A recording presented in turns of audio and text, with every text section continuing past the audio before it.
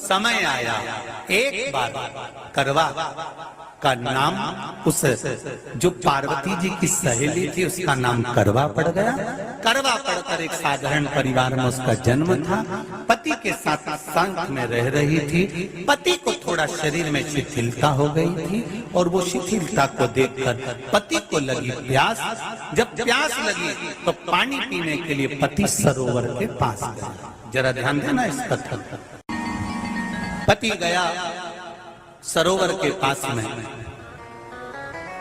कई लोग करवा चौथ की बहुत हंसी उड़ाते हैं, माताओं की बड़ी हंसी उड़ाते हैं। उनसे निवेदन है मेरा, हमारे सनातन धर्म के जितने व्रत हैं, हमारे सनातन धर्म के इस भारत की भूमि से जितने नियम धर्म जितने निकले हैं, जितने व्रत निकले हैं, साधना निकली है, ये साधारण नहीं है। इसलिए बार बार कहते हैं चंदन है इस देश की माटी, तपोभूमि हर ग्राम है, हर बाला देवी की प्रतिमा, बच्चा बच्चा राम है।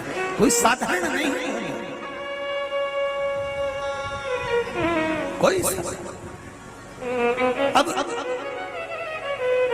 पार्वती जी की वो सहेली का नाम जन्म लेते लेते लेते लेते एक बार करवा पड़ गया। पति थोड़ा सा शिथिल था, शरीर में थोड़ा रोग हो गया था। पानी पीने के लिए सरोवर पर गया। सरोवर में जैसे पानी पीने के लिए गया, एक मगर ने उस पति का पांव पकड़ लिया। करवा पार्वती जी की सखी थी, जन्म लिया मृत्यु लोक में, नाम करवा पड़ गया। करवा चतुर्थी का व्रत करने से अखंड सौभाग्य हो जाता है। मात्र पार्वती जी की सहेली का व्रत। करवा गई, करवा ने देखा कि मेरे पति का पांव मगर ने पकड़ रखा है और करवा शिव की उपासक थी। करवा शंकर के उपासक और शंकर भगवान से ज्यादा करवा माता पार्वती जी की उपासक थी, क्योंकि पार्वती जी की सहेली थी।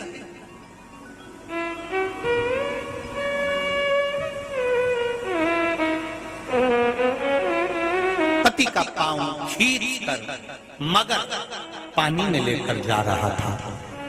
करवा आराधना में लगी हुई थी। करवा ने मिट्टी का एक गोल भाग ही बनाया था, जिस पर पार्वती जी का जो नीचे का पीठी का होती है उस पर शिवलिंग रखा था। केवल नीचे का भाग का निर्माण ही करा था और करवा के कानों में शब्द पड़ गया। करवा के कानों में शब्द पड़ गया, पति के चीखने की आवाज आई। करवा दौड़ पड़ी। ये तो कैलेंडर में छपा हुआ करवा चौथ का फोटो आने लगा, नहीं तो पहले नियम था दीवार पर बनाई जाती थी और वहां पूजन करी जाती थी। कई माताएं जानती होगी यहाँ पर आज भी, पहले दीवार पर बनती थी, पूरा परिवार की सौभाग्यवती नारियां वहां आकर पूजन करती थी एक जगह, फिर बाद में छत पर जाकर करवे का अर्घ दिया करती थी। ये नियम था। अब तो बना बनाया कागज आ जाता, उसको चिपका दो, पूजन कर लो, वो अलग प्रमाण। पर यहाँ करवा मट्टी का भाग का लेपन कर रही थी और लेपन करते करते बस उस समय पर पति की आवाज आई, छोड़ा। करवा भागी और शिव आराधना में लगी हुई करवा, पार्वती की आराधना में लगी हुई करवा भाग कर गई। पति को देखा तो मगर खींच कर ले जा रहा था। करवा ने अपना चीर फाड़ कर मगर की पूंछ को पकड़ कर खींचा।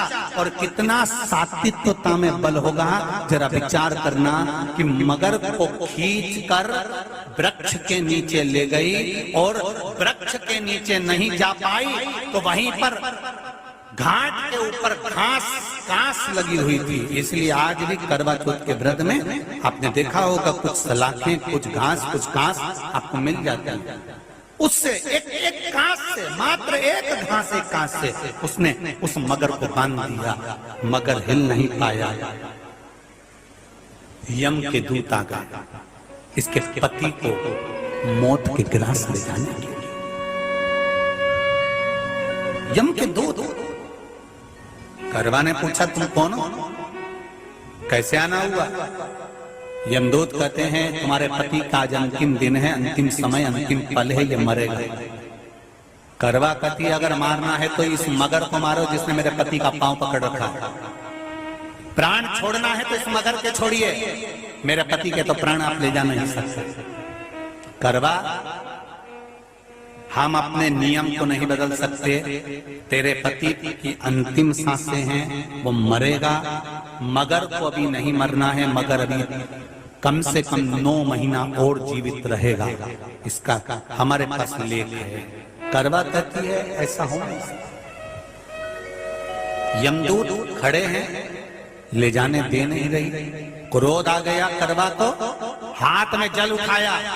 अगर एक यमदूत भी मेरे पति को उठाकर ले जाता है तो मैं शिव भक्त माता पार्वती जी की भक्त करवा आपको श्राप दे दूंगी।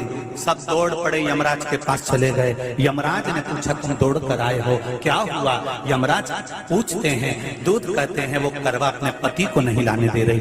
यमराज वहां कर खड़ा हो जाता है। करवा को समझाया, करवा तेरे पति के प्राण जा चुके हैं, तेरा पति अब मरने वाला है, अंतिम क्षण इसको ले जाने दे, इसका आज आखिरी दिन है। मगर को ले जा पर मेरे पति को नहीं। मान नहीं पाया। यमराज जब क्रोध पर अड़ गया तब करवा को क्रोध आया और क्रोध में आकर जल लेकर करवा ने श्राप देना चाहा यमराज को। यमराज चरणों में पड़ गया, रेन दे करवा, मैं तुझे वर देता हूँ। आज चतुर्थी का दिन है, तेरे पति को मैं जीवन दान देता हूँ। आज के दिन जो तेरे नाम से व्रत धारण करेगा उसका खंड सौभाग्य स्वयं यमराज करेगा। स्वयं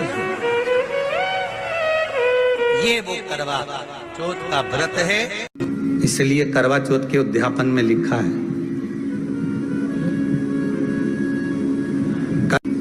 उसका जब उद्यापन होता है तो एक थाली में 13 जगह पर 4-4 पूड़ी रखी जाती है। आप लोगों को तो मालूम होगा, आप लोगों ने करा होगा करवा चौथ का उद्यापन। एक थाली में 13 जगह पर पूड़ी और सीरा, सीरा मतलब हलवा रखा जाता है। और रखने के बाद में उसके ऊपर एक पत्तल रखकर उस पर सुहाग का वस्त्र, साड़ी, 5 वस्त्र, सुहाग सामग्री सब उस पर रखी जाती है। और रखने के बाद में हाथ में कंकु, चावल, हल्दी लेकर संकल्प लेकर उस थाली पर से घुमाया जाता है। कामना करी जाती है, हे चौथ माता, हे करवा चौथ, हे चतुर्थी माँ, मेरे जीवन में मैंने आपका व्रत करा है, मेरे इस व्रत को स्वीकार करना, मेरा सौभाग्य का, मेरा मांग का सिंदूर, मेरी भाल की बिंदी, मेरे हाथ का चूड़ा, मेरी पाँव की बिछोड़ी, इसको अमर करना माँ। और जो ये वस्त्र मैं दे रही हूँ, इस वस्त्र को मैं जो प्रदान कर रही हूँ चौथ माता, इसको स्वीकार कर कर मेरी भी चुनड़ी को लाल बनाए रखना। तब उस साड़ी को, उस वस्तु को, उस सामग्री को उठाकर घर की वृद्ध सास को, जो घर में सासू होती है, उसको दिया जाता है। सास नहीं हो तो किसी सौभाग्यवती नारी को दिया जाता है। उसके बाद में आप फिर ब्राह्मणों का भोजन कराओ, बड़े प्रेम से बुलाओ और ब्राह्मण ब्राह्मणी का भोजन कराओ। अब आज के जमाने में जो करवा चौथ का उद्यापन होता है, उसमें जब समाज की माताएं उद्यापन करती है तो केवल स्त्री को भोजन करा देती है, पुरुष को नहीं कराती। पर करवा चौथ के उद्यापन में लिखा है कि ब्राह्मण का भोजन होना चाहिए, उसके साथ सौभाग्यवती नारी आए, उसकी पत्नी। पर अपन ने तो सोचा कि चौथ माता का उद्यापन है तो केवल स्त्री को खिला दो, उद्यापन का पूर्ण फल मिल जाएगा। नहीं, उसका सुख नहीं और देने का भी फल है महाराज। करवा चौथ का उद्यापन करो तो भोजन करने उसको बुलाओ जो अपने घर का हो, उसको उद्यापन में नहीं गिनो। अपने घर के लोगों तो वैसे ही भोजन करेंगे, घर का व्यक्ति तो वैसे ही भोजन करेगा ना। पर अपन ने उन्हीं को गिना, ने हमारी बड़ी जीजी के गिन लो, ने छोटी जीजी गिन लो, ने भांजी के गिन लो, ने उसके गिन लो, ने उसके गिन लो, ने 13-14 ऐसे इकट्ठा कर लिया। ने साहब ये अपने इकट्ठे हो गए, ये तो अपने हो गए। ये तो तुम उद्यापन करोगे तो घर में इनको तो जिमाना ही पड़ेगा क्योंकि तुम्हारे रिश्तेदार हैं। दूसरे को जिमा कर जब हम दान देते हैं, दान उसको लगता है जो दूसरे को दिया गया। कई लोग कहते हैं हमने बहन बेटी के दे दिया, तो बहन बेटी क्या दान लेती है? किस पुराण में लिखा है कि बहन बेटी दान लेती है? हमको वो भी बताना कि बहन बेटी दान लेती है, क्योंकि बेटी तो खुद कन्यादान में जाती है।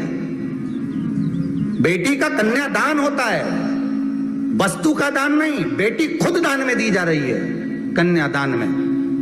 बेटी कभी दान नहीं लेती महाराज, बहन बेटियां कभी दान नहीं लेंगी। और बहन बेटियों को कह भी देना चाहिए, अगर भाभियों ने बोले कि हमने जीजी को दान है, दान मान नहीं ले रहे हैं, देना हो तो ठाट से हमारा हक दे रही हो। हम साल भर में आते हैं तो राखी पे साड़ी दे रही हो, ये हमारा हक है क्योंकि हमारे मकान में रह रही हो, हक दे रही हो, दान नहीं।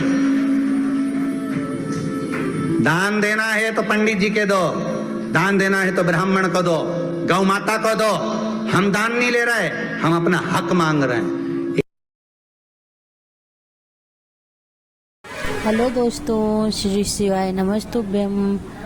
प्लीज़ हमारे चैनल को लाइक शेयर एंड सब्सक्राइब करें।